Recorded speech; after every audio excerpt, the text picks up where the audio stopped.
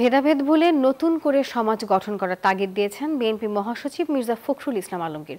বুধবার দুপুরে ঠাকুরগাঁও পৌর শহরের মন্দির পাড়ার সেন্ট মাদার তেরেসা স্কুলে তাকে দেয়া এক অভ্যর্থনা অনুষ্ঠানে তিনি এই আহ্বান জানান। বলেন, দেশে হানাহানি বন্ধ করতে মানুষের মধ্যে ভালোবাসা সৃষ্টি করতে হবে। এ সময় গণতান্ত্রিক রাষ্ট্র তৈরি করার জন্য তরুণদের প্রশংসা করেন তিনি। বক্তব্য শেষে বিএনপির মহাসচিব মির্জা ফখরুল ইসলাম আলমগীরকে সম্মাননা স্মারক তুলে দেন শিক্ষকবৃন্দ। আমাদের দুর্ভাগ্য যে আজকাল গোটা পৃথিবী কেমন যেন একটা ডিভাইসিভ হয়ে গেছে, বিভক্ত হয়ে গেছে।